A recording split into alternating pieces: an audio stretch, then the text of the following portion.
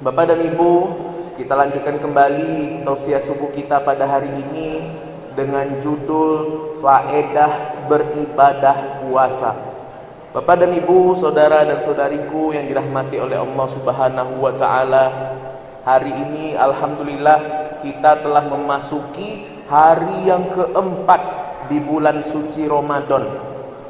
Tadi kami ketika hendak menuju ke Masjid Mutmainah melewati Jalan Riau, maka terpampanglah ada papan bunga, ada bendera putih. Apa itu artinya Bapak dan Ibu? Ada ternyata saudara ataupun saudari kita yang di bulan suci Ramadan ini dicabut nyawanya oleh Allah Subhanahu wa taala. Maka hari ini patutlah sangat-sangat bersyukur kita sebagai umat Nabi Muhammad masih diberikan hidup oleh Allah Subhanahu wa taala hingga hari yang keempat. Maka hari yang keempat di bulan suci Ramadan ini pertanda bahwa kita telah ataupun sedang menjalankan ibadah puasa di hari yang keempat. Ibadah puasa merupakan ibadah yang memiliki sangat banyak sekali faedah. Apa itu faedah? Faedah adalah manfaat. Manfaat untuk siapa? Manfaat untuk diri kita sebagai orang-orang yang beriman yang menjalankan ibadah puasa. Bapak dan Ibu, guru-guru kami yang dirahmati oleh Allah Subhanahu wa taala. Lalu apa sajakah faedah ataupun manfaat kita menjalankan ibadah puasa ini? Maka dijelaskan oleh Dr. Wahbah Zuhaili di dalam kitab Fikih Islam. Ada banyak sekali manfaat kita menjalankan ibadah puasa. Yang pertama adalah kita akan mendapatkan pahala yang tiada batasnya.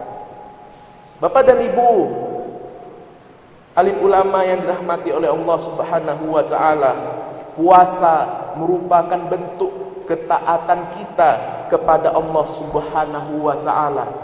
Kita yang insya Allah adalah orang-orang yang beriman akan mendapatkan pahala yang tiada batasnya ketika kita menjalankan ibadah puasa ini dengan betul-betul penuh dengan keimanan. Sebab apa? Sebab puasa kita ini untuk Allah, dan Allah yang langsung akan membalas pahala bagi kita.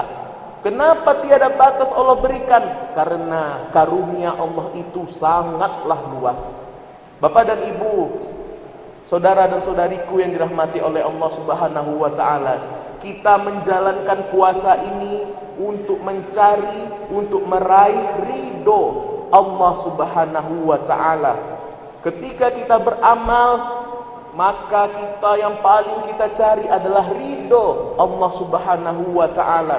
Karena amal kita tidak akan mampu memasukkan kita ke dalam surga kecuali dengan amal itu Allah ridho kepada kita untuk memasukkan Bapak dan Ibu, saya dan kita semua ke dalam surga Allah Subhanahu wa taala. Maka kita berpuasa untuk mencari ridho Allah, dan ketika Allah ridho kepada kita, maka Allah Subhanahu wa taala akan memasukkan kita ke dalam surganya. Bapak dan Ibu, tentu kita adalah orang-orang yang selama bulan Ramadan ini akan meminta kepada Allah, ya Allah, masukkanlah kami ke dalam surga dan jauhilah kami dari neraka. Bapak dan Ibu, itulah manfaat yang pertama. Lalu yang kedua adalah kita akan terhindar dari azab Allah Subhanahu wa taala. Bapak dan Ibu, tentu kita pernah melakukan maksiat-maksiat kepada Allah Subhanahu wa taala. Tentu kita pernah melanggar aturan dari Allah Subhanahu wa taala. Ketahuilah Bapak dan Ibu, ketika kita selama ini sering bermaksiat kepada Allah, ketahuilah akan ada rencana Allah, akan ada azab dari Allah Subhanahu wa taala yang akan ditimpakan kepada kita. Tetapi dengan kita berpuasa dengan penuh keimanan kepada Allah, maka dijelaskan oleh Dr. Wahbah Zuhaili bahwa puasa yang kita jalankan ini akan menjadi kafarat, akan menjadi penghapus dari dosa, dari maksiat yang kita lakukan selama ini. Bapak dan Ibu, tentu kita berharap Allah akan mengampuni dosa-dosa kita, hingga nanti ketika kita ditimbang di yaumil hisab, kita akan melewati timbangan ataupun melewati proses itu dengan mudah. Itulah manfaat yang kedua dari kita menjalankan ibadah puasa. Lalu yang ketiga adalah puasa dapat melatih akhlak kita. Di dalam puasa kita akan melatih bagaimana diri kita untuk bagaimana diri kita menjaga budi pekerti, menjaga hawa nafsu, dan menjaga akhlak kita. Bapak dan Ibu, guru-guru kami yang dirahmati oleh Allah Subhanahu wa Ta'ala, di dalam ibadah puasa makanan halal, tetapi ketika jam berpuasa, maka ketika kita makan itu akan menjadi haram. Minuman itu halal, tetapi ketika jam puasa dari azan subuh hingga maghrib, ketika sebelum azan maghrib kita makan atau kita minum, maka itu adalah haram.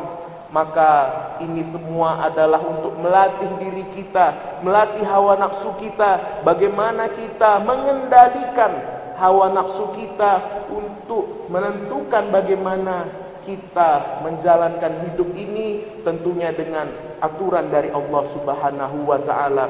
Ketika kita mampu mengendalikan hawa nafsu kita, maka tentulah kita akan menjadi orang-orang yang soleh, orang-orang yang baik, tidak hanya di mata manusia, tentunya di hadapan Allah Subhanahu wa Ta'ala.